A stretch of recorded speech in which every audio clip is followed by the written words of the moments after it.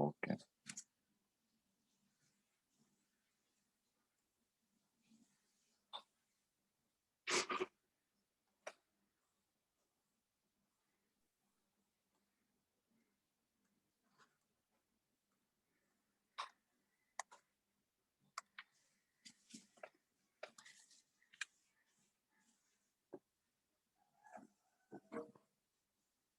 So from previous equation, we have Vn की value, velocity in nth orbit, and that is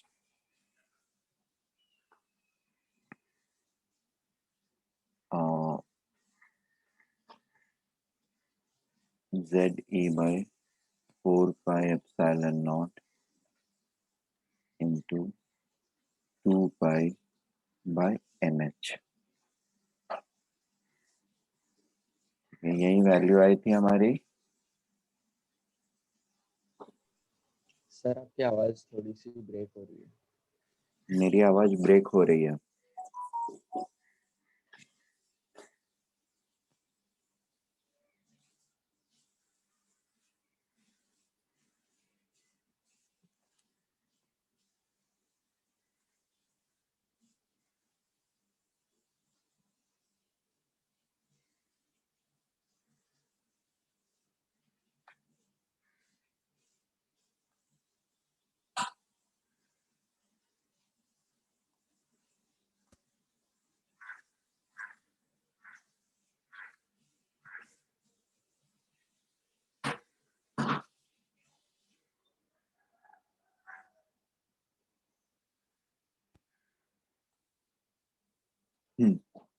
hello hello, अभी मेरी voice कैसी है?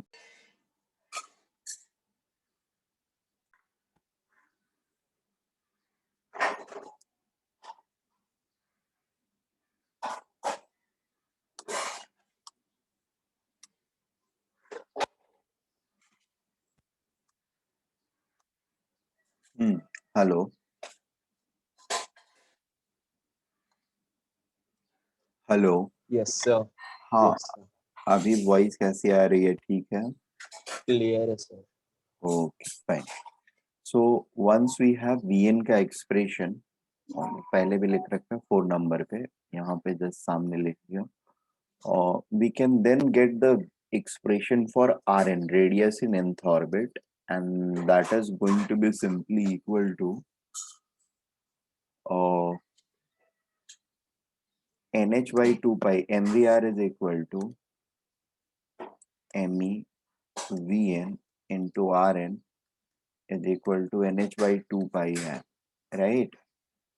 तो यहाँ से हम लोग Rn फिर से निकाल सकते हैं. Rn is equal to nh by 2 pi into 1 by me into Vn, right? Is it okay?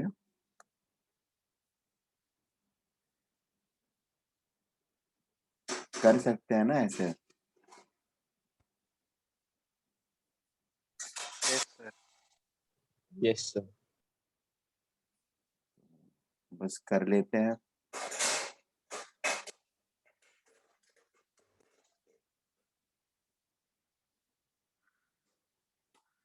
ठीक है. So Rn is going to be equal to nh by 2 pi है, 1 by me है, and Vn है. तो Vn के बदले ये वाला एक्सप्रेशन को हम लोग रख लेंगे. Vn के बदले ये एक्सप्रेशन को रखेंगे तो नीचे 1 by Vn है. तो ये वाला रेशियो जो है ये इनवर्स हो जाएगा, ये फिर से nh by 2 pi हो जाएगा.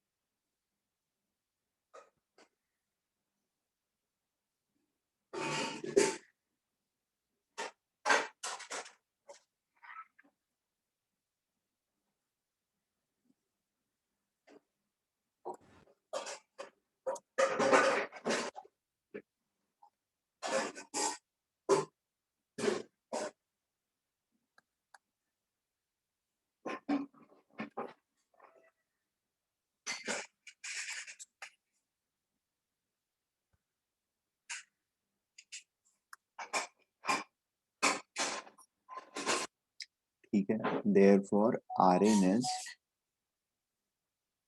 Rn के लिए फाइनल एक्सप्रेशन जो हमारा आ जाता है वो यही रहता है,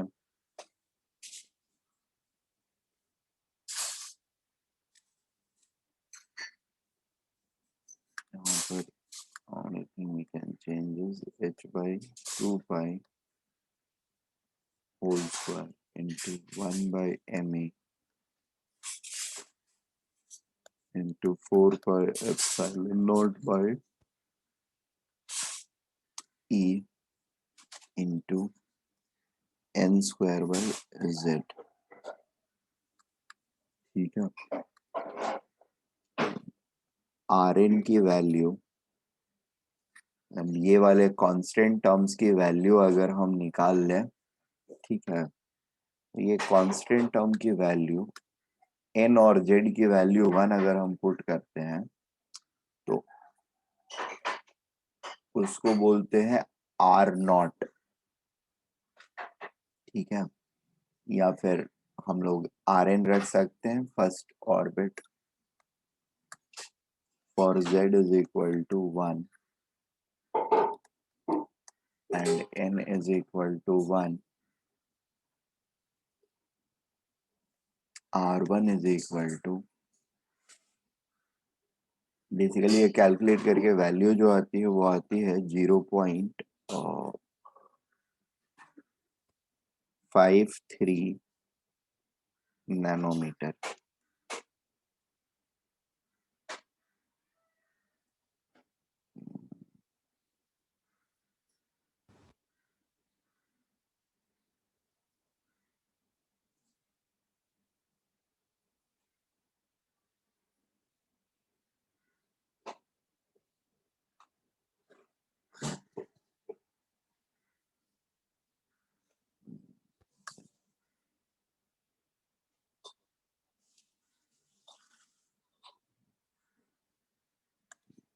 R1 is equal to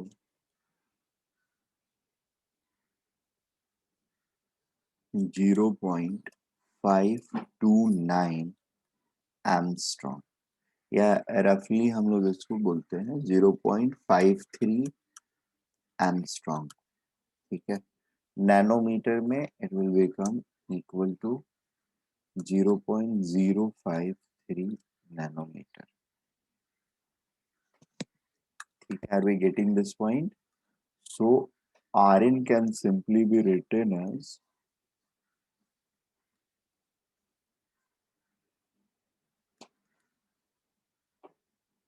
the 0.53 angstrom into n square by z।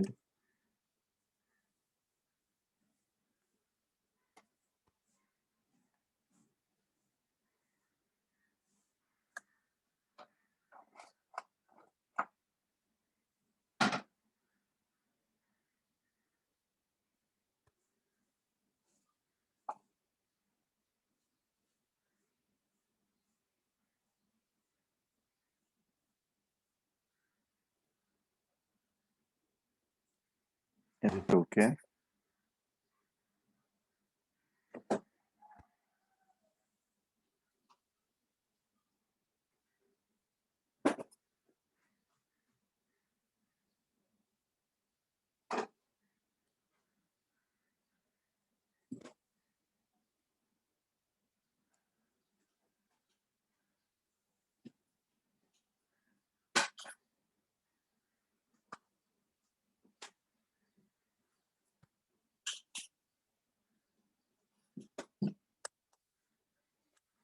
अब ये Rn हमारे पास आ गया, Vn भी आ गया, दोनों का relationship with respect to n हमने स्टैब्लिश कर लिया।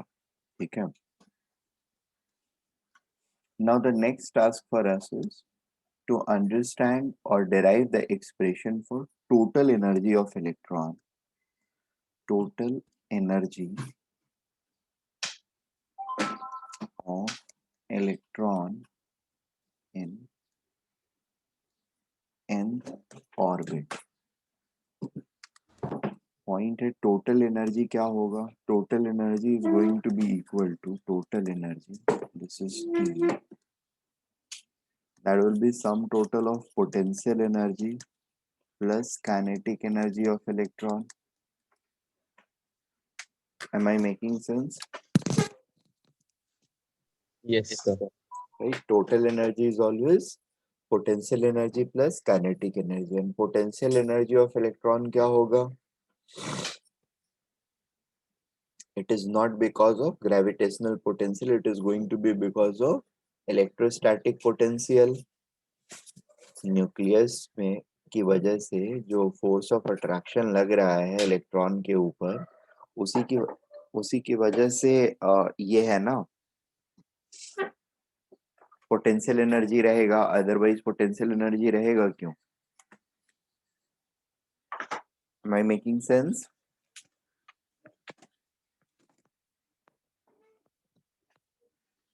Yes, sir. All of you. So potential energy and kinetic energy, जिसमें potential energy is primarily is from electrostatic potential, ठीक है, और it is in the form of electrostatic potential, ठीक है.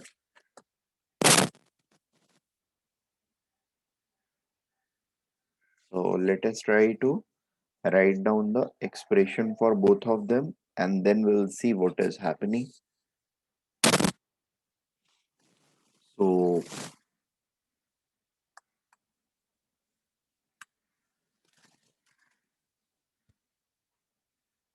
यहाँ पे नोट कर लेते हैं, here P is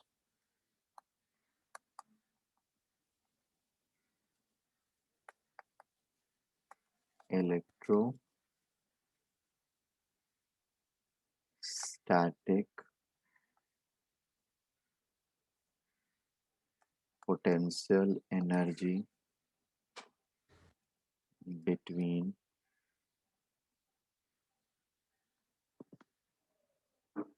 nucleus and electron, ठीक है.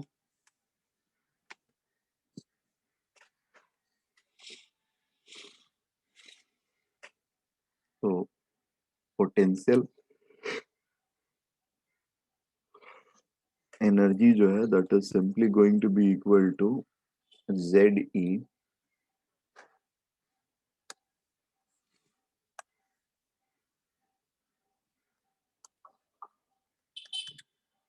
E के लिए एक्सप्रेशन होता है Q1 Q2 by 4 pi epsilon naught into R, ठीक है. इस हिसाब से हमारा हो जाएगा ZE into minus E divided by 4 pi epsilon naught into R. ये माइनस E क्यों लिया हमने? क्योंकि इलेक्ट्रॉन के ऊपर चार्ज जो होता है, electron charge is negative with respect to proton charge, right? इसके लिए ये हमने लिया. अच्छा, ये 4 पाई एप्सिलॉन नॉट, इसको भी n के टर्म्स में हम ऑब्वियसली लिखेंगे, तो I am writing it as Rn. nth orbit में पोटेंशियल एनर्जी क्या है? So this is going to be my potential energy in nth orbit. Is it okay? Kinetic energy क्या? Yes, sir. काइनेटिक एनर्जी हमारा क्या होगा? Kinetic energy is going to be equal to half me into vn square. Is it okay? यहाँ पर कुछ छोटे मोटे derivations हमको करने होंगे, they are not so difficult. So ठीक है, लेट अस सिंपली, हम लोग को ये पता है कि यहाँ पे पिछले पेज पर हम लोगों ने फोर्स ऑफ अट्रैक्शन को सेंट्रीपिटल फोर्स से इक्वेट किया था, right? Force of attraction is equal to centripetal force. Right ना? ये एक्सप्रेशन नंबर 3 Yes, sir. और इसमें आर एन कैंसिल होकर के ZEE/4πε0 is equal to mv² आया था। आर एन कैंसिल होंगे तो एक R n right side left side में बचा रहेगा।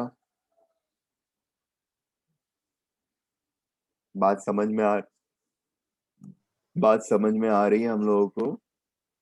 Yes, sir. Yes, sir.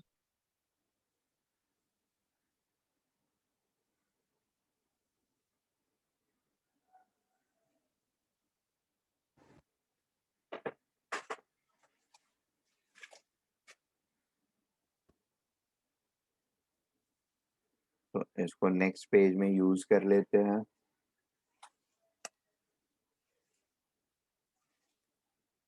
क्या होगा? ZE/4πε0 Rn is equal to MEVN²। अच्छा देखो, यहाँ पर एक चीज बता दो, तो ये पूछने उछने वाली चीज नहीं है, बट मान लो कभी किसी ने पूछ लिया आपसे, यहाँ पे चार्ज को कंसिडर नहीं कर रहे हैं हम लोग, यहाँ पे चार्ज को कंसिडर कर रहे हैं, ऐसा क्यों है? ठीक है, why are we considering charge of electron over here but not over here? Any idea? Any guesses?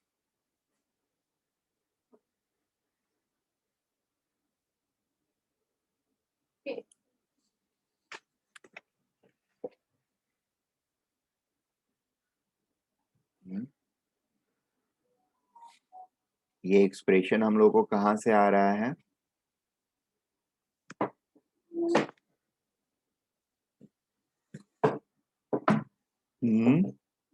What is the source of this expression?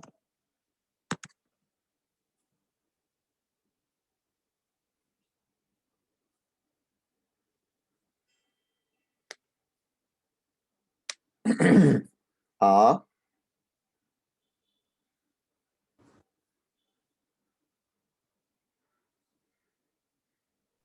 Sir, centripetal force. क्या करके?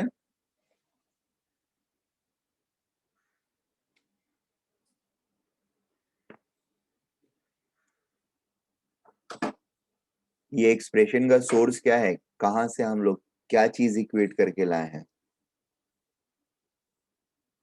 Centripetal force. Centripetal force, right.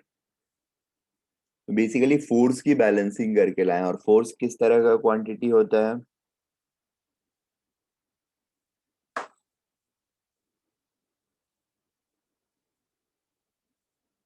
Hmm force is अ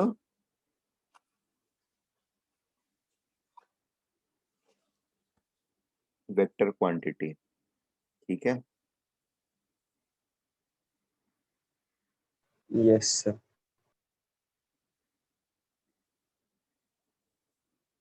यहाँ पर positive charge है और यहाँ पर negative charge है, ठीक है। फोर्स ऑफ अट्रैक्शन का डायरेक्शन ये है, और यहाँ पर जो इसका नेगेटिव साइन है ना, वो एक्चुअली इसके डायरेक्शन को बताता है, जो कि अंदर की तरफ है।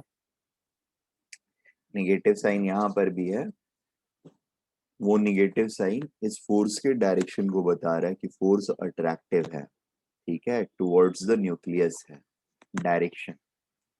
और सेंट्रीपिटल एक्सेलरेशन जो हमको मिल रहा है, उसका भी डायरेक्शन अंदर की तरफ होता है। और ये क्या है? ये इफेक्ट फोर्स है, तो इसमें भी माइनस साइन है, और दोनों माइनस साइन कैंसिल हो जाते हैं, इसलिए हमको दिखता नहीं है।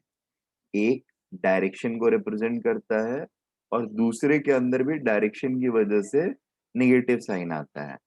सेंट्रीपिटल वाला जो देखेंगे, that is going to work on it outward. तो अगर सेंट्रीपिटल से हम इसको इक्वेट करते हैं, तो फोर्सेस का डायरेक्शन अपोजिट है, तो बैलेंस कर रहा है एक दूसरे को, राइट। तो उसकी वजह से नेगेटिव साइन को ड्रॉप कर देते हैं। बैलेंसिंग फोर्स है, इसकी वजह से दोनों का सम टोटल 0 होना चाहिए। एक फोर्स इस डायरेक्शन में, दूसरा फोर्स इस डायरेक्शन में, दोनों का सम 0 है, मतलब दोनों एक दूसरे को बैलेंस कर रहे हैं। तो ये फोर्स के लिए माइनस साइन, और ये फोर्स के लिए दूसरा वाला फोर्स सेंट्रीपिटल फोर्स जो होगा that is going to be plus mv square by R, मतलब सॉरी, हाँ mv स्क्वायर बाई आर, और फिर सिंप्लीफाई वगैरह कर लिया, इज इक्वल टू 0 आएगा। तो ये प्लस को फिर से राइट साइड में लेकर के आएंगे, that will automatically become minus, और ये माइनस एक दूसरे को कैंसिल कर रहे हैं। फोर्स इक्वेशन में इसकी पॉसिबिलिटी है, इसकी वजह से यहाँ पे निगेटिव साइन एक्सक्लूसिवली नहीं दिखता है। Negative sign is cancelling each other. बात समझ में आ रही है हम लोगों की? हेलो। Yes sir. यहाँ पर हमारे पास कैंसिल करने के लिए कुछ है नहीं, क्योंकि पोटेंशियल एनर्जी को किसी चीज के साथ इक्वेट नहीं कर रहे हैं। इसकी वजह से यहाँ पर हम लोग को एक्सक्लूसिवली लिखना पड़ता है, जबकि यहाँ पर नहीं भी लिखते हैं तब भी हमारा काम चल जाता है। ओके। तो सर सेंट्रीपिटल फोर्स में भी नेगेटिव साइन आता हाँ, सेंट्रीपिटल में नेगेटिव साइन होता है, क्योंकि वो अंदर की तरफ रहता है ना, है। Okay sir. और सेंट्रीफ्यूगल बाहर की तरफ रहता है तो पॉजिटिव साइन रहता है। ठीक है। Yes sir. ओके। और ठीक है, अब यहाँ पर थोड़ा सा अगर हम लोग ध्यान देंगे, तो निगेटिव साइन को ड्रॉप कर लिया हमने, तो Z E into E by 4 pi epsilon not R n is equal to M E V n square. ठीक है, this is our potential energy, sorry minus of potential energy, right, and this is equal to what, twice of kinetic energy. Is it clear?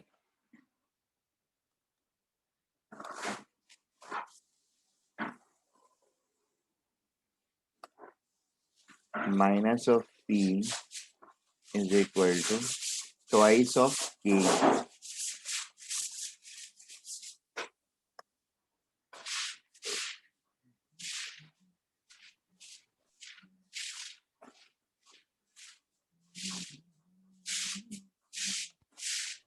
Yes sir.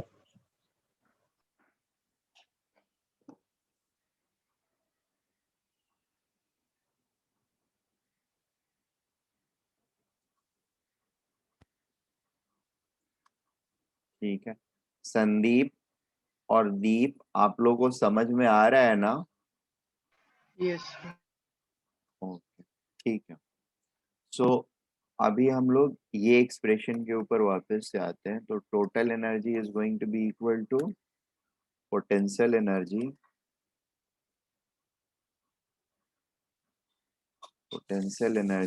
Plus kinetic energy. ठीक है, potential energy is equal to -2 ke, -2 ke, right. दीदी दीदी, अंदर ये जो है उसको रख दीजिएगा बाहर। 2 ke प्लस के। ठीक है, this is going to make it -k। Total energy is going to be equal to -k, और this is also equal to -p/2, right. Sorry, -p/2 लिख रहा हूँ, +p/2।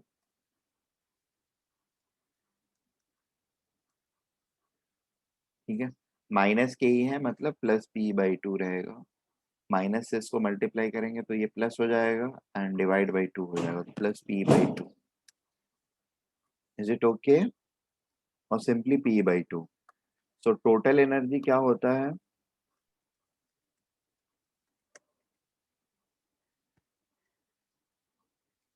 KE is equal to minus KE or is equal to P by 2. ठीक है. Yes, sir. Please note it down.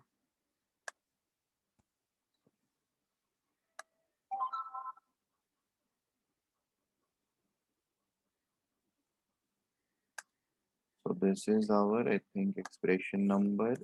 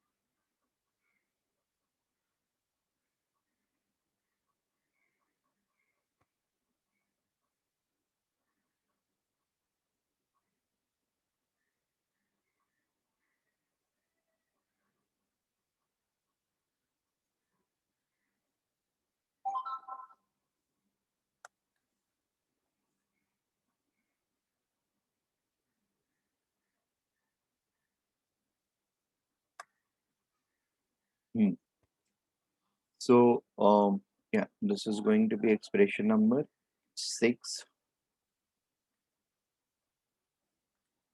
And फिर यहाँ से now we can get like total energy of electron will, या kinetic energy निकाल लेते हैं, potential energy को ही सॉल्व कर लेते हैं. किसी एक को सॉल्व कर लेंगे प्रॉपर्ली तो we are going to have rest of the things in our pocket. So let us take this expression only. किसी को भी सॉल्व करेंगे we are going to get the same answer. ठीक है. आइदर पी के through निकालेंगे या के के थ्रू निकालेंगे, it's going to give us the same value. Let us consider this one, the potential energy term. Rn सिर्फ रखना है, Rn रख लेंगे तो we are going to get it. And Rn is this thing. So let us do it.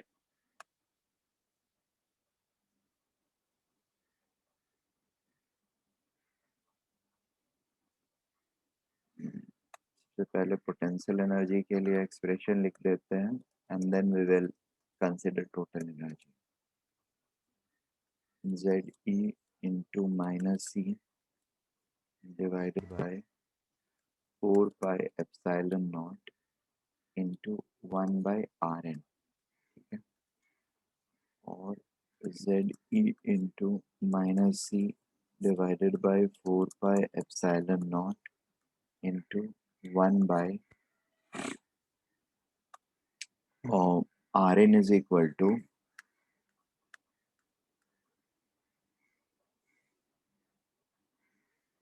we have this expression h by 2 pi whole square into 1 by me into 4 pi epsilon naught by e into n square by z.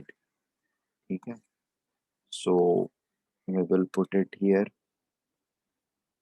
h by 2 pi का whole square into 1 by me into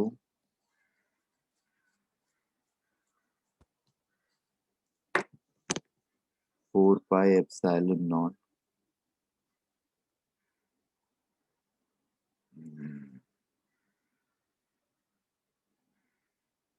4 pi epsilon naught into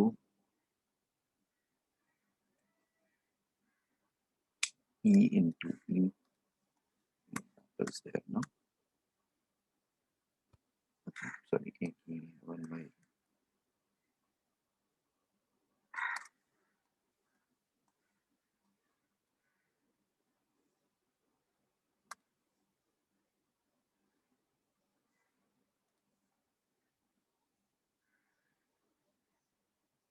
1 by 4 pi epsilon naught by e into z square by n. ठीक है. and then we can solve it further. ये सारी चीजों को अब reverse करके फिर से लेना होगा हमको और ये n by z हो जाएगा. So ultimately this is going to be ze into minus e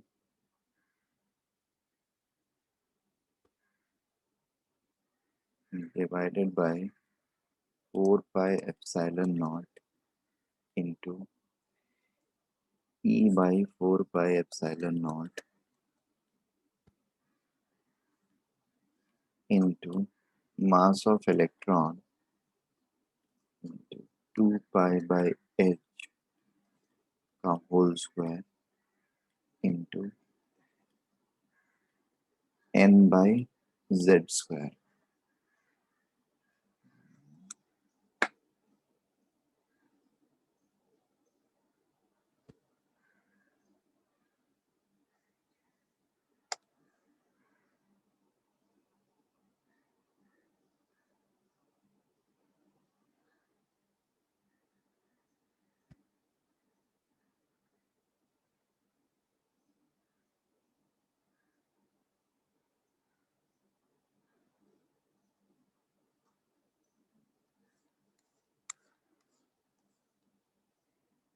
हाँ, n square by z है.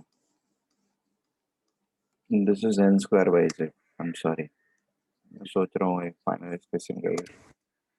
It is n square by z. So this has to be corrected और ये इनवर्स हो करके it will become z by n square. ठीक है. अब further solving पे we are going to get the final expression. ये सारे टर्म्स को एक्चुअली एक साथ कर लेते हैं. एक साथ एज इन जो चीजें कॉमन है उनको एक साथ कर लेते हैं. ये माइनस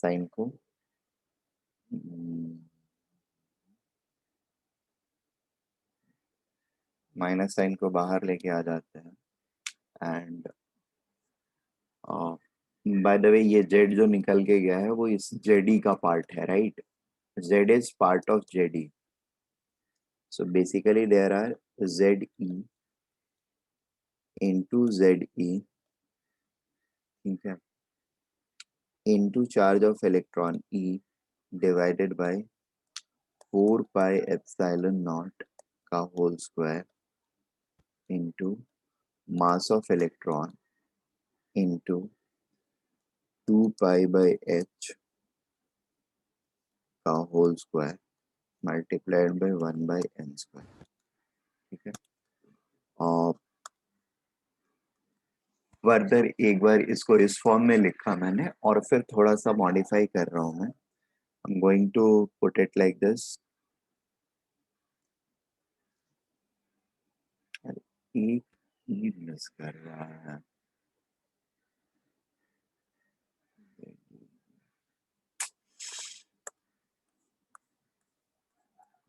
थोड़ा सा गड़बड़ हो रहा है.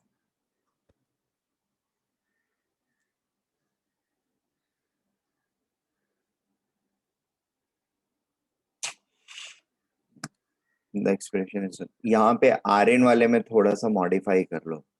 यहाँ पर ये पावर छूट गया है. It should be square.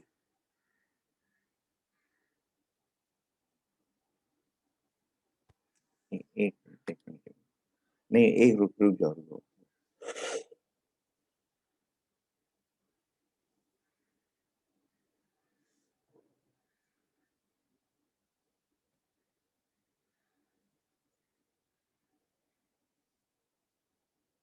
ये ठीक है.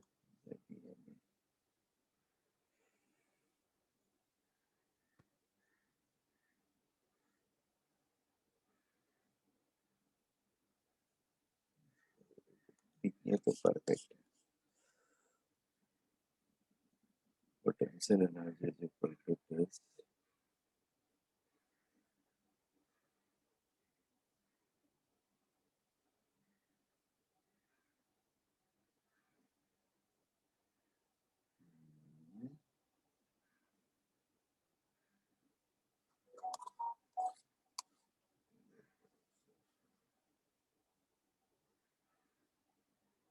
सर ये वो 4 पाई कट नहीं हो सकता? क्या क्या 4 पाई को काटना है? काट सकते हो बट उससे कोई फर्क नहीं पड़ता वो। हाँ क्या क्या ऊपर वाले इक्वेशन में। हाँ यहाँ पे हाँ हाँ हम लोग काट सकते हैं, कोई इश्यू नहीं है, बट इसमें होता बेनिफिट ये रहता है ना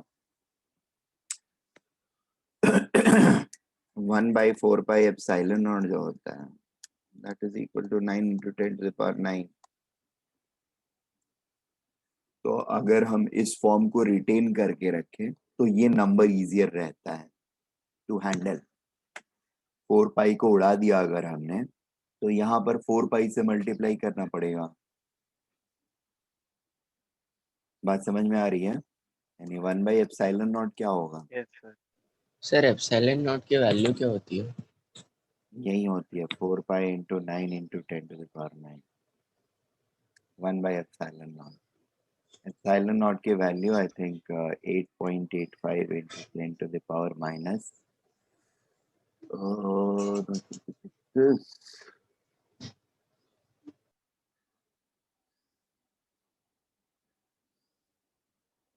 नौ चौके 36, 36 दिए हैं 108।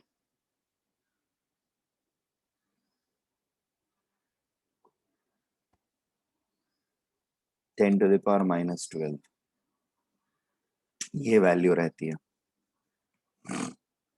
ठीक है, that is not a concern right now. 2 minute दो, 1 मिनट दो मुझे मुझे एक बार एक्सप्रेशन का फॉर्म ये कर लेने दो, चेक कर लेने दो।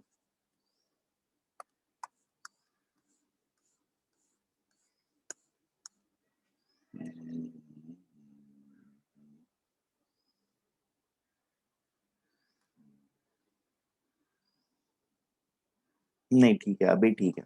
एक्सप्रेशन का फॉर्म ठीक है, there is no issue now. थोड़े टाइम से मुझे लग रहा था यहाँ पे स्क्वायर आना चाहिए, but there is no square, there won't be any square, कोई इशू नहीं है। This is perfectly right. Now the only thing I need to do is I'll have to bring the terms together as in ये बाकी सारे terms जो हैं ये constant है, सिर्फ z और n वेरिएबल हो सकते हैं, तो कांस्टेंट टर्म को एक साथ एक जगह पर लेकर के आ जाते हैं एट द सेम टाइम। और ये फॉर्म निकालने के पीछे, लिखवाने के पीछे देयर इज अ मोटिव। ठीक है, द मोटिव इज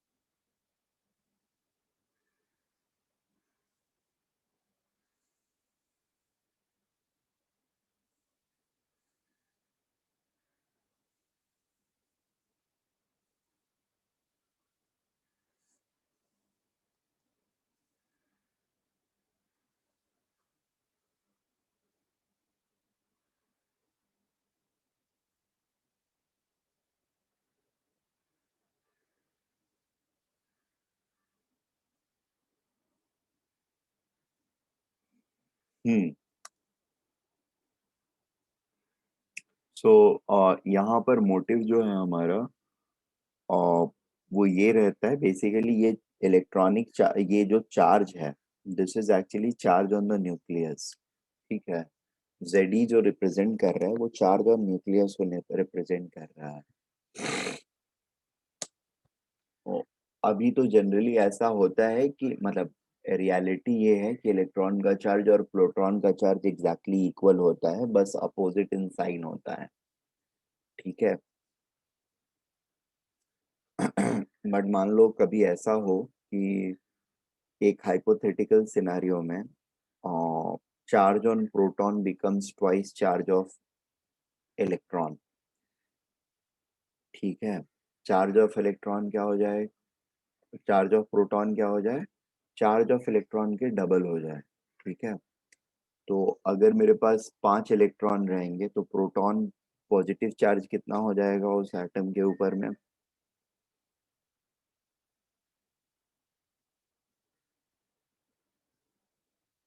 रहेंगे तो 5 ही प्रोटॉन, बट दोनों पांचों प्रोटॉन के ऊपर चार्जेस डबल डबल हो जाएंगे, तो टोटल 10 पॉजिटिव चार्ज हो जाएगा। Is it okay? सर एक बार वापस से रिपीट कर। एक हाइपोथेटिकल एटम में प्रोटॉन के ऊपर चार्ज जो है वो ट्वाइस ऑफ इलेक्ट्रॉन हो जाता है। ठीक है, नॉर्मल सिनारियो में इलेक्ट्रॉनिक चार्ज और प्रोटॉनिक चार्ज आर इक्वल, बट ये हाइपोथेटिकल एटम के अंदर में प्रोटॉन जो है उसका चार्ज इलेक्ट्रॉन के चार्ज के डबल है। ठीक है, तो अगर डबल है इसका मतलब क्या हो गया? और हाँ, एटम में हमने ये बताया कि there are 5 electrons and 5 neutrons, sorry 5 electrons and 5 protons. ठीक है, तो बट टोटल पॉजिटिव चार्ज कितना हो जाएगा न्यूक्लियस के ऊपर? It will become equal to 10 electron के चार्ज के बराबर हो जाएगा ना, इंस्टेड ऑफ 5 इलेक्ट्रॉन चार्ज। तो अब उस चेंज की वजह से potential energy and therefore total energy में क्या डिफरेंसेस आने वाले हैं उसको अप्रोक्सीमेट करने के लिए वी हैव टू, बाकी सारे फैक्टर्स तो एज इट इज सेम रहेंगे, the only thing which is going to change is this one, right? यहाँ पर ZE के बदले 2ZE एंड 2ZE हो जाएगा। ठीक है, तो 2ZE हो गया, मतलब 4 टाइम्स हो गया। So basically potential energy in normal atom or potential energy in that hypothetical atom will be represented by normal atom के 4 times potential energy उस वाले atom में हो जाती है इलेक्ट्रॉन की, राइट? बट ये आपको तभी पता चल रहा है जब आपने इस फॉर्म में इक्वेशन को ध्यान में रखा हुआ है। ठीक है, अगर हम लोग मर्ज करके इस तरीके से लिख लेते हैं, जैसे E³ / 4πε0 का whole square into mass of electron into 2π/h का होल स्क्वायर into z²/n²। ठीक है, विथ अ डिस्क्लेमर दैट ये सारे कांस्टेंट टर्म्स हैं। तो मैंने इसको एक साथ क्लब कर दिया और ये सिर्फ बाहर है। अगर मैं इस फॉर्म में इसको रखता हूँ तो I am going to lose this information कि इसमें से कितना इलेक्ट्रॉनिक चार्ज जो है वो प्रोटॉन के यानी न्यूक्लियस की वजह से है और कितना प्रोटॉनिक चार्ज हमारा इलेक्ट्रॉन की वजह से है। Are we getting this point? Yes. बात समझ यस में आ सर। रही है ना? सो इसके लिए ये सर हाइपोथेटिकल एटम होता क्या है? हाइपोथेटिकल वर्ड का मतलब क्या होता है पता है आपको? हाइपोथेटिकल वर्ड सुना है कभी पहले?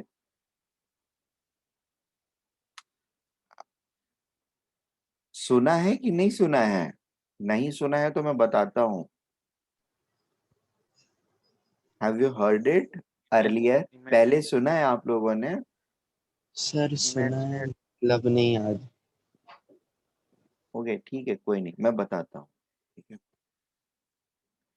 सी हाइपोथेटिकल का मतलब होता है मनगढ़ंत इमेजिनरी। ठीक है, हाइपोथेटिकल एटम का मतलब है इमेजिनरी एटम, ऐसा एटम जो रियलिटी में एग्जिस्ट नहीं करता है, हम इमेजिन कर रहे हैं कि अगर ऐसा होगा तो क्या होगा। That is hypothetical. It has no connection with reality, we are just assuming it to be true. Making sense? Yes sir. Very good. Yes. तो पोटेंशियल एनर्जी का फाइनल एक्सप्रेशन जो है वो हमारा, नेक्स्ट पेज पर लिख लेता हूं।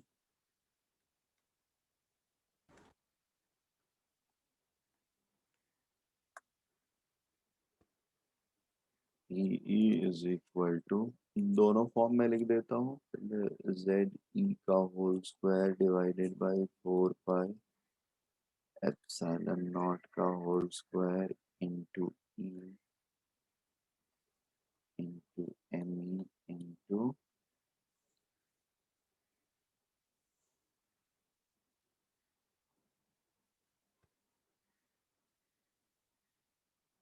2 pi by h whole square into 1 by, आपको फिर से नोट करने की जरूरत नहीं, पहले नोट कर लिया है तो I am just writing it for my reference. Actually expression बड़ा होता है तो थोड़ा गलत होने के चांसेस रहते हैं, सो फिर से करेक्शन। एक्चुअली वो मुझे एक्सप्रेशन का टर्म्स जो होता है वो परफेक्टली याद नहीं है, बट हाँ एक्सप्रेशन का की पॉइंट जो है वो ध्यान में रहता है कि इसका पावर इतना लगभग होना चाहिए, so that is how I catch it up.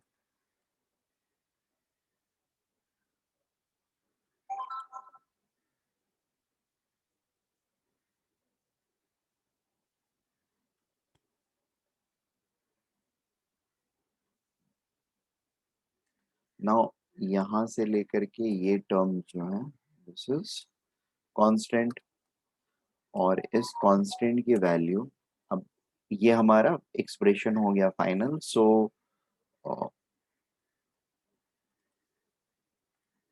First box it.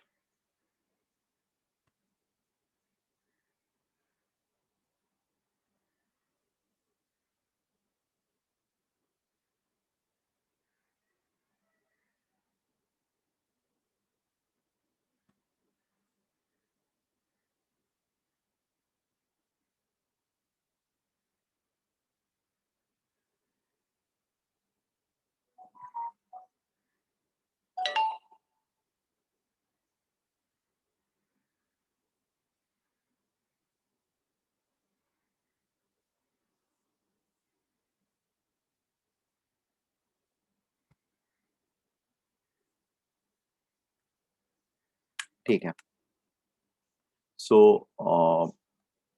Kinetic energy की वैल्यू क्या हो जाएगी इस एक्सप्रेशन के हिसाब से? Kinetic energy will be equal to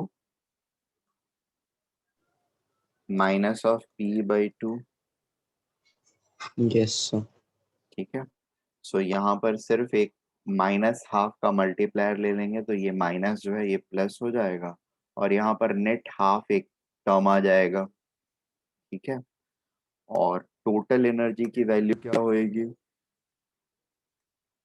total energy is nothing but p/2, right, और माइनस के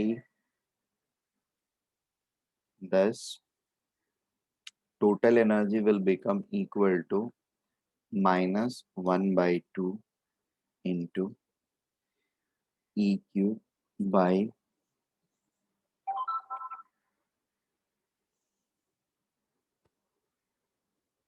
4 pi epsilon naught का whole square into ME into 2 pi by H का whole square into Z square by N square। ठीक है, और इस expression की value जो होती है that happens to be, so total energy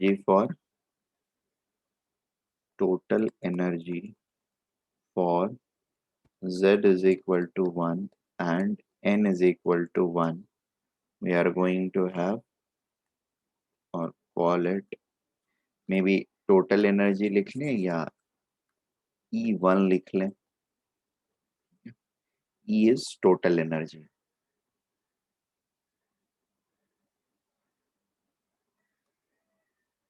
Let it be,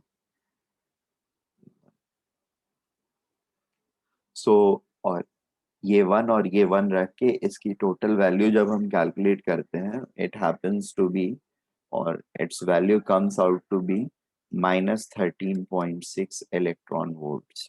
ठीक है, जूल्स में अगर हमको इसको कन्वर्ट करना है तो जूल्स में इसकी वैल्यू जो रहेगी that will be 13.6 multiplied by 1.6। ठीक है, 13.6 into 1.6, that is minus 2.176 into 10 to the power minus 18 joule. Is it okay? So total energy of an electron in Bohr's orbit, first Bohr's orbit of hydrogen atom is this much. बाकियों के लिए total energy अगर मुझे लिखना है यानी En अगर लिखना है तो En is simply equal to what? E1 into Z square by N square और minus 13.6, ठीक है, minus 13.6 EV into Z square by N square और minus 2.176 into 10 to the power minus 18 joule into Z square by N square. Am I making sense? ये बात समझ में आ रही है हम लोगों को? Yes, sir. Very good. So now we know all the expressions. We will try to again do certain things. ठीक है, अब मुझे ये बताइए आप लोग जस्ट इस एक्सप्रेशन को देख करके कि En की value energy in any orbit will be higher for smaller n or will be higher for larger n. n की वैल्यू बढ़ाएंगे तो E total energy of electron की वैल्यू जो है वो बढ़ेगी या घटेगी? घटेगी। घटेगी, पक्के से? Yes sir. क्यों घटेगी भाई, बताइए मुझे। सर एक रीजन तो ये भी है कि n की वैल्यू बढ़ाएंगे तो यहाँ पे देखा जाए डिनोमिनेटर में n है, तो डिनोमिनेटर की वैल्यू बढ़ती है तो वो अपने आप वैसे ही घट जाएगा। वेरी गुड, और उसके पहले माइनस साइन है वो नहीं दिख रहा है आपको? Yes sir. तो उसको कौन अकाउंट करेगा?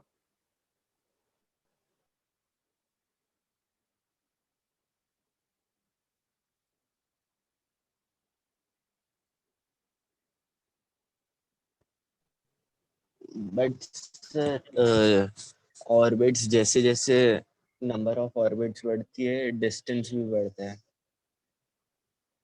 तो उसको उसकी एनर्जी घटती जाती है। मतलब एनर्जी घटती जाएगी? Yes sir. ओके, सो नहीं नहीं, सी 1/n होने की वजह से अगर मान लो n की वैल्यू 1 है और n की वैल्यू 5 हो गई, ठीक है, तो जब n की वैल्यू 1 है this entire term will be equal to this term only, जबकि मतलब अगर 1 है तो 1/1 जो होगा this will be 1 and this will be 1/5 या 1/25, ठीक है, और इसके सामने अगर माइनस साइन लगा हुआ है तो this will become -1 and this will become -0.04. Now -1 and -0.04 में which is larger and which is smaller? हाँ, सर एक बड़ा है। एक बड़ा है। अरे इन दोनों में कौन बड़ा है? -0.0। -0.04 इज बड़ा। n की वैल्यू जितनी यस बढ़ाते सर। जाएंगे हमको टोटल एनर्जी की वैल्यू उतनी बढ़ती जाएगी, ठीक है, और n की वैल्यू जब 1 रखते हैं तो इलेक्ट्रॉन की एनर्जी, टोटल एनर्जी जो होती है वो मिनिमम होती है,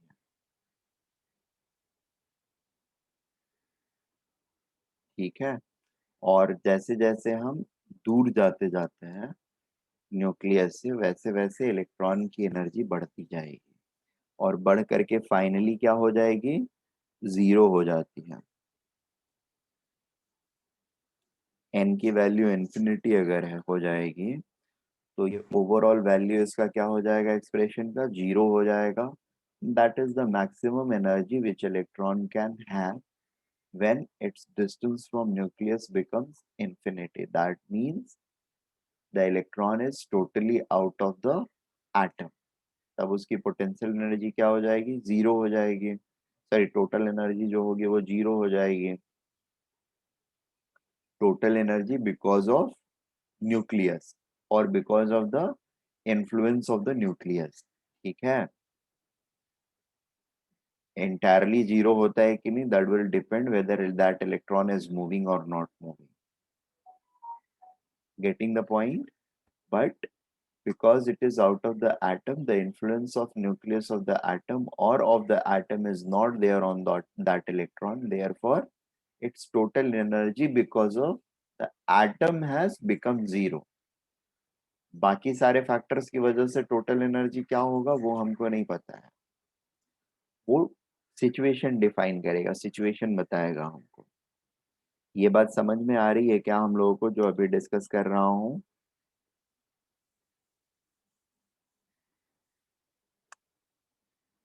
So can we say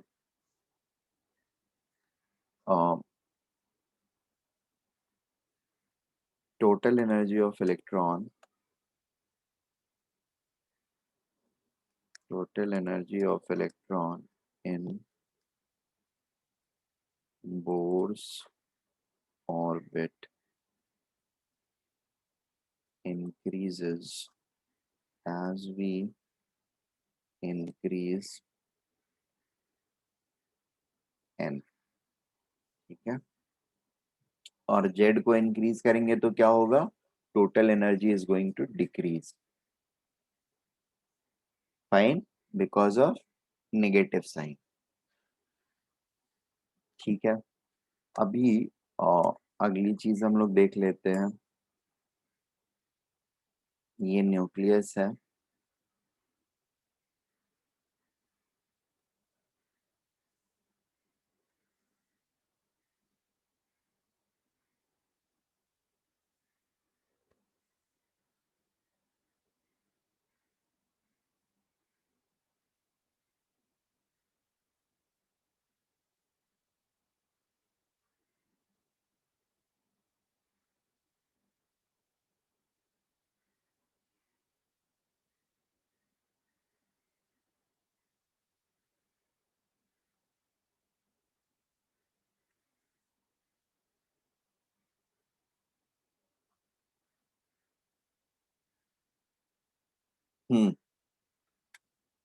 is it okay?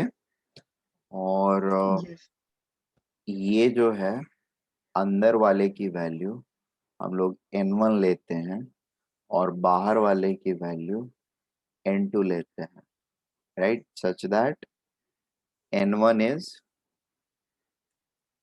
Smaller than n2. ठीक है, तो energy of electron in n1 orbit क्या होगा, it will be equal to this value. ठीक है, या फिर ये पूरा एक्सप्रेशन लिख लें, this value into n1 square, sorry, into 1 by n1 square, right? So we can write either of them, either this or this. अच्छा, ये पूरे टर्म को हर बार लिखना is going to be a tedious work. इसलिए इसको हम लोग किसी एक टर्म से रिप्रेजेंट कर देते हैं. Will it be a good idea? yes sir. Maybe we can just call it E1. ठीक है, क्योंकि इसी का वैल्यू तो ये वाला आ रहा है ना, so we can call it E1 itself. Let us call it E1. So En1 is equal to E1 into Z square by N1 square.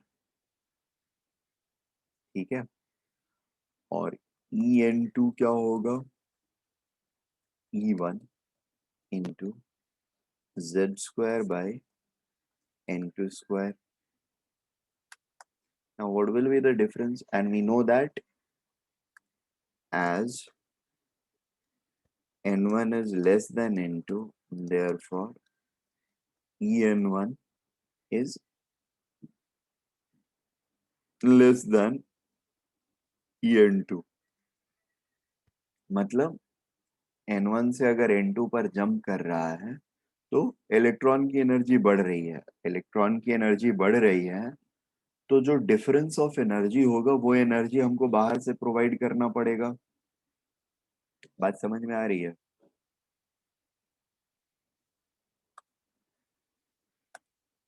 This means ये वाले का मतलब if electron jumps from lower orbit to higher one, we have to add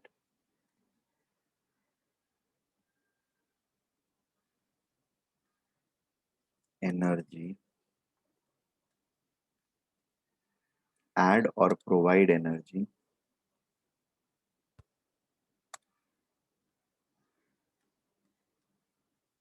provide energy to the system. Is it okay?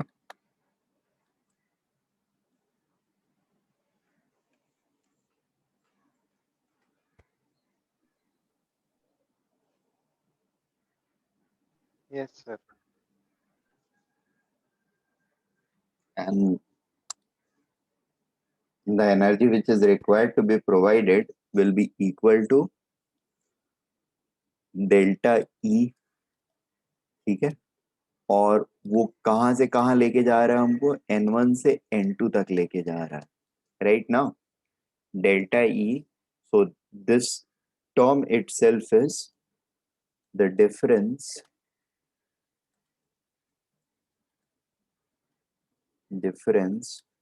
in energy of electron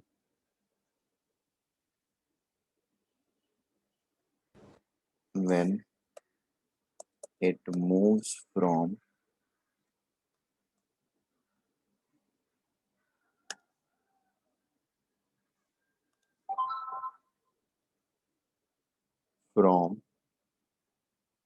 uh yeah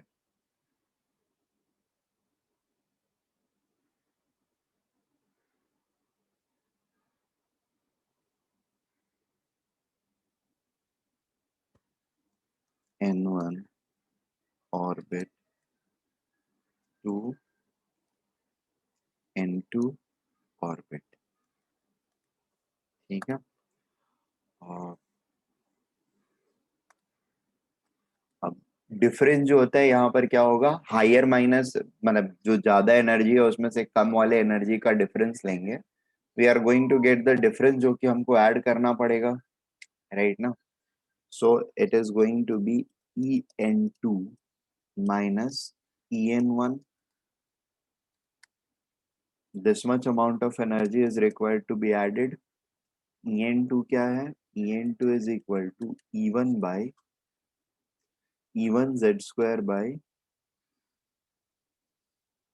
n1 square, sorry n2 square minus e1 z square by n1 square,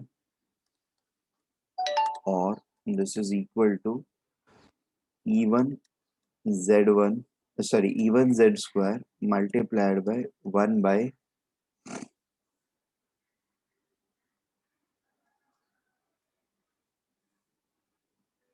by n2 square minus 1 by n1 square, ठीक है? और इसकी value जो है ये वाले term की, that is -13.6, is it okay?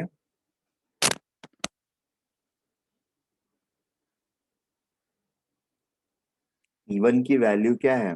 -13.6 electron volt है ना?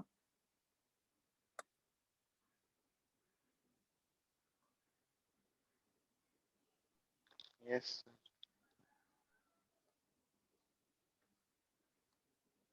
समझ में आ रहा है आप लोगों को कि नहीं आ रहा है? Be frank and clear. Sir समझ रहे हैं। हाँ, याद करने में थोड़ा टाइम लगेगा। आई मीन एक्सप्रेशंस देखो, प्योरली आपको याद करके एज सच रखना नहीं है, बट हाँ, with use and problem solving ये धीरे धीरे आपको ऑटोमेटिकली याद हो जाएगा। ठीक है। अरे संदीप गायब हो गया है।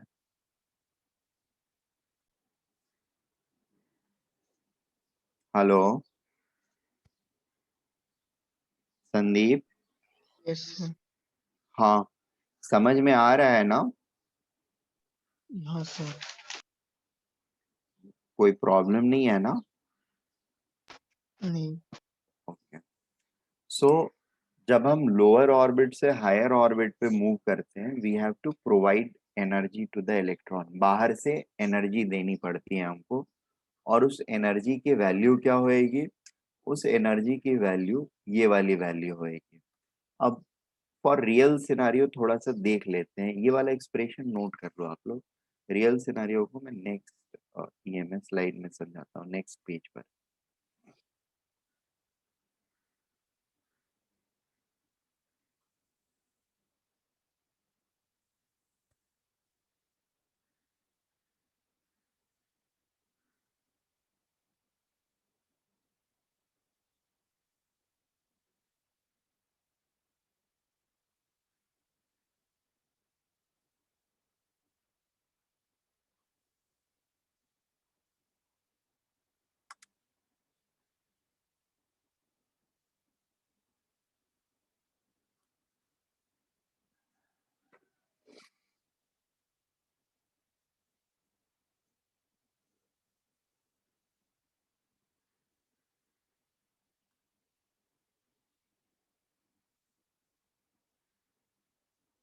Noted?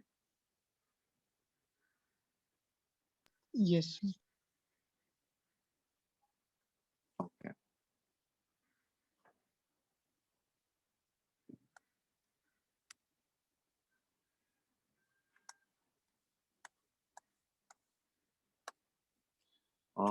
Let us calculate the delta E required to move from 1 to 4, first orbit से फोर्थ ऑर्बिट पर मूव करने के लिए जो हमको एनर्जी चाहिए वो हम निकालने की कोशिश कर रहे हैं। So it will be simply equal to E4 minus E1, right? And this will be nothing but E1 Z square. मतलब वैसे डेराइव फिर से कर रहा हूँ, जरूरत नहीं है, इसको हम लोग सीधे सीधे ऐसे लिख सकते हैं। E4 में एनर्जी क्या होगी? -13.6 electron volt into Z square by 4 का स्क्वायर। ठीक है। और यहाँ पर एनर्जी क्या होगा? -13.6 EV into Z square by 1, right? तो नेट एनर्जी क्या हो जाएगी? कितनी एनर्जी सप्लाई करनी पड़ेगी? ये वाला प्लस हो जाएगा, ये माइनस हो जाएगा।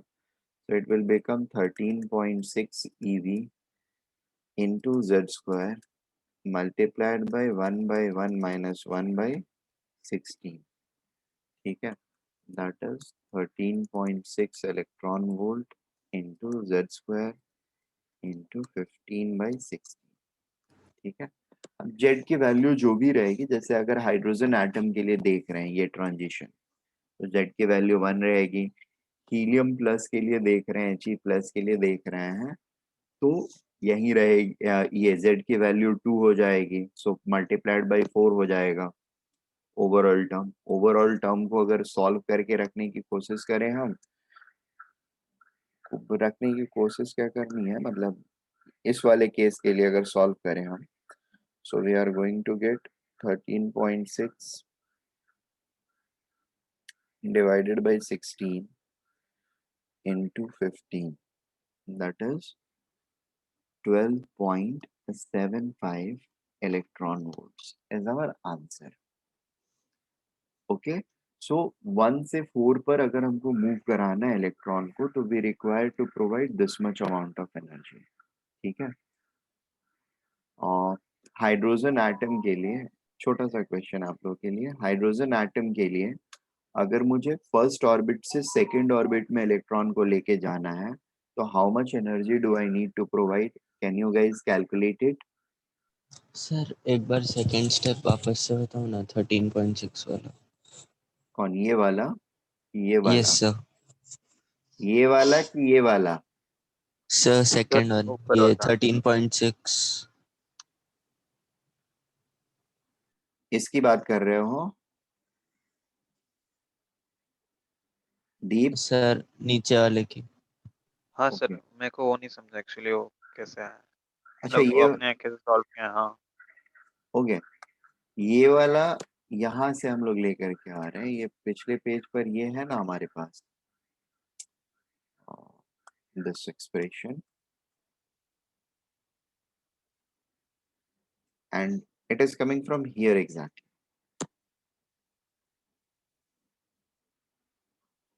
Okay sir. ठीक है. यहाँ पर बेसिकली हमने इस वाले को इवन मान रखा है, दिस एंटायर थिंग को इवन मान लिया है. दिस इज इवन, ये ब्रैकेट में पूरा इवन है. ठीक है ना? That is where it is coming from. अब यहाँ से यहाँ जब हम लोग आ रहे हैं, सो बेसिकली हम लोग कर क्या रहे हैं, 13.6 electron volt into Z square जो है, इसको कॉमन ले लिया दोनों जगह से, तो कॉमन लेके बाहर लिख लिया.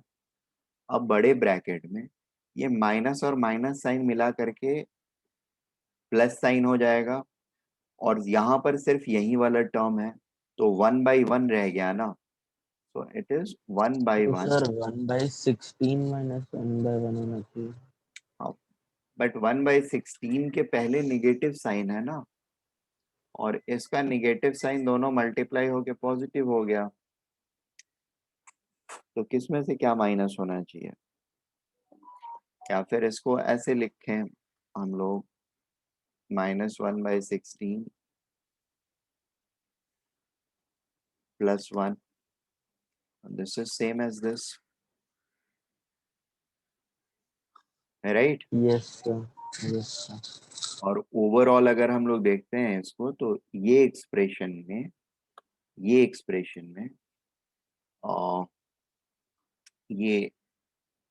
n1 है, स्मॉलर वन, जहां से इलेक्ट्रॉन ऊपर की तरफ जा रहा है, n1 minus n2, n1 1/n1 square minus 1/n2 square. और ये जब कर रहे हैं, तो ये बाहर वाला निगेटिव साइन जो है वो हम हटा दे रहे हैं, राइट? सो बेसिकली यहाँ पे जो एक्सप्रेशन हमने डेराइव किया है, ठीक है, अगर यहाँ पर निगेटिव साइन रखते हैं हम, if we are putting negative sign over here, ठीक है, तो ये अंदर ब्रैकेट के जो होगा 1/n2 square minus 1/n1 square रहेगा. अगर ये निगेटिव साइन को हटा देते हैं, तो ये जो एक्सप्रेशन है ये क्या टर्न आउट हो जाएगा? This will simply become equal to 13.6 electron volt into z square, right, multiplied by 1/n1 square minus 1/n2 square. Is it okay? Yes sir.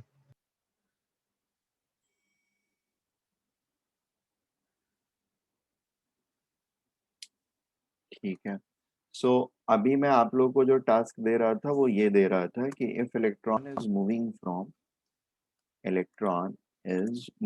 from,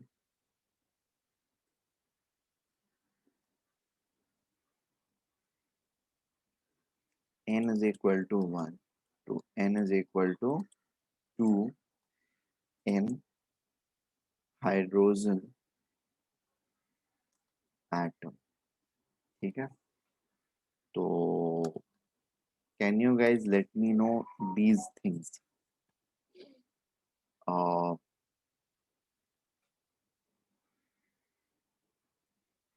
sir एक चीज थी, वो आपने उधर 12.75 कैसे आया, वो कौन सी वैल्यू डाली? इसको सॉल्व कर लिया सबको मीन z की वैल्यू क्या डाली आपने? And z is equal to 1. ये हाइड्रोजन के लिए होता है, for hydrogen atom.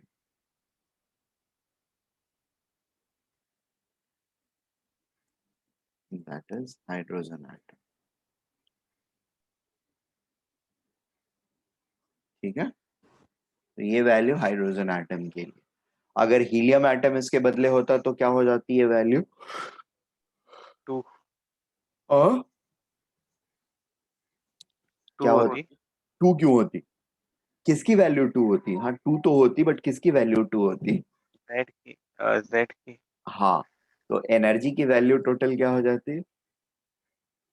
Energy requirement क्या हो जाता? 1 से 2 into 4 मूवमेंट के होता। लिए इंटू 4 हो जाता. ठीक है, यस सर। ओके.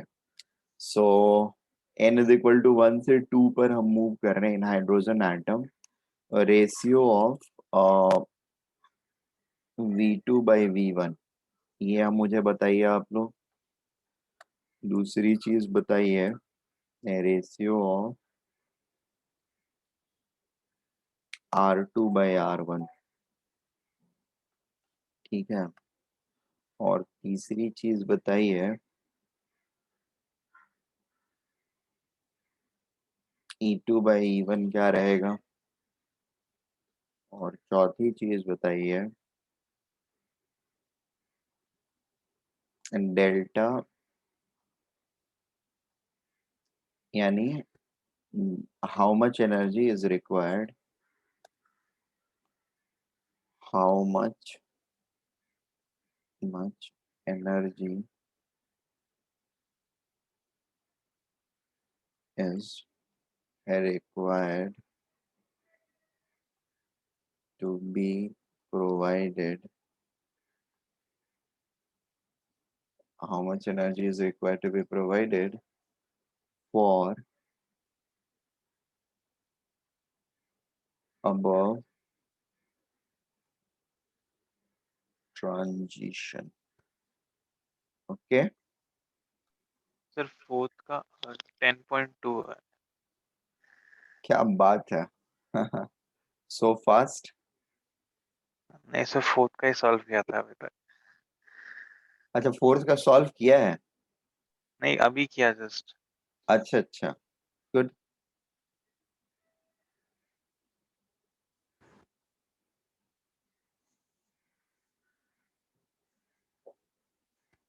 या इट्स 10.2 इलेक्ट्रॉन वोल्ट. ये सारे क्वेश्चंस, ये चारों ए बी सी डी. अच्छा, इसको 1 कर लो, ये 2 कर लो. इधर 3 और 4 है तो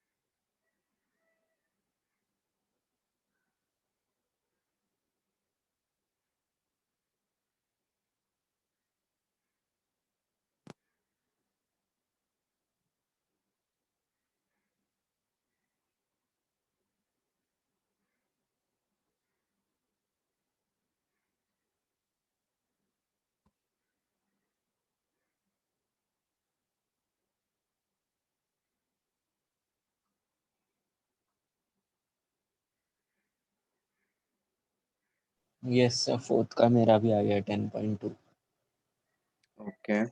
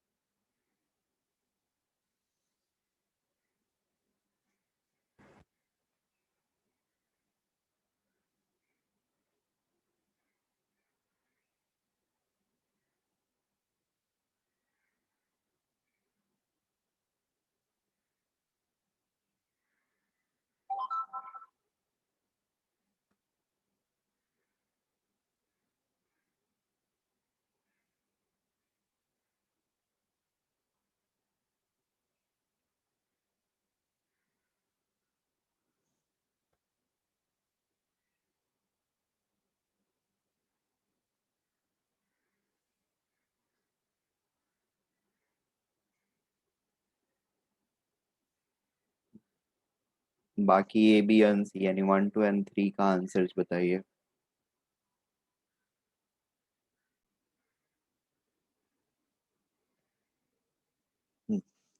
late me start from the first one.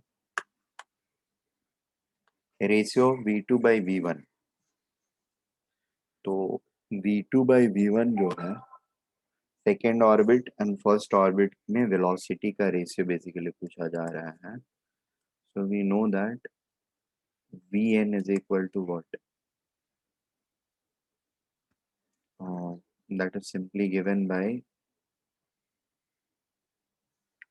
कुछ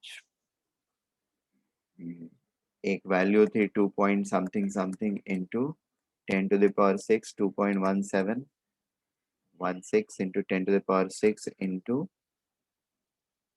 क्या था n by z था z by n था।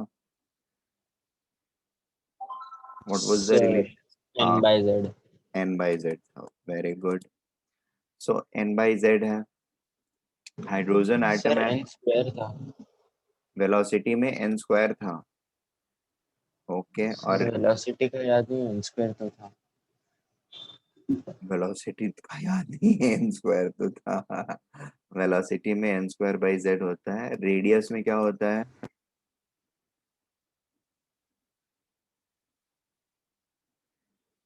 रेडियस में रेशियो क्या रहता है?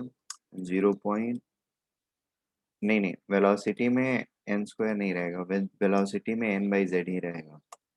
और रेडियस में क्या रहता है? 0.053 angstrom into n square by z। और यहाँ पर z बाई n होता है।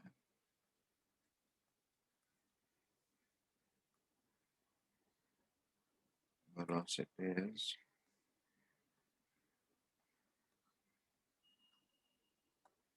z by n and yeah, Rn is n square by z.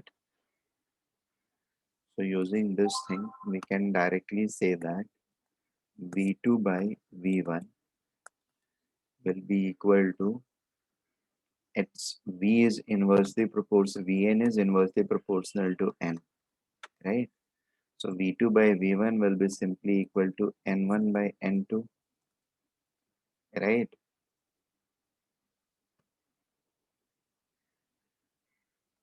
Or V2 by V1 will be equal to 2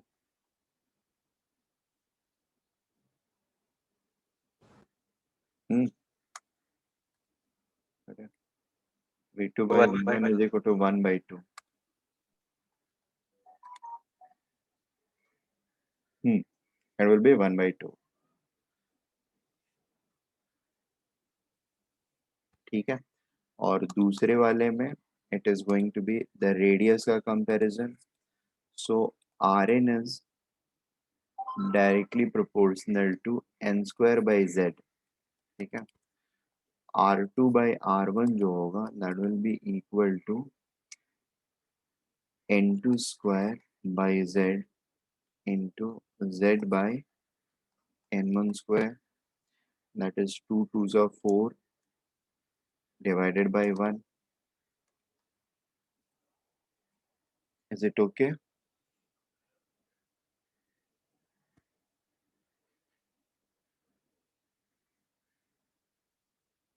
तीसरे में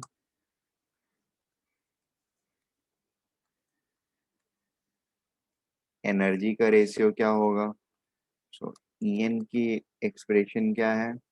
En is directly proportional to z square by n square, right? Therefore, E2 by E1 is equal to n1 square by n2 square, that is 1 by 4. Am I making sense? Sandeep? Yes, sir. And चौथा जो है delta E 1 to 2 जब move करेगा तो it will become -13.6 electron volt by 2 square minus -13.6 by 1 square electron volts.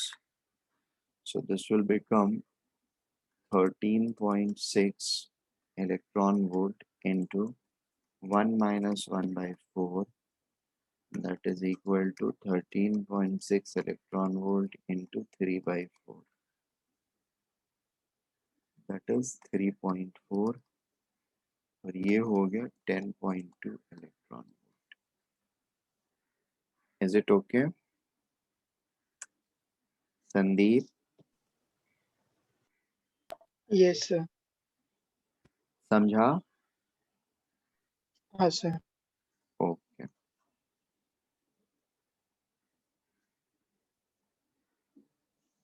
ठीक है. सो आज हम लोग यहीं पर रुकते हैं. आप लोगों ने इस बीच कुछ क्वेश्चन सॉल्व किए क्या? Have you guys solved any question or problems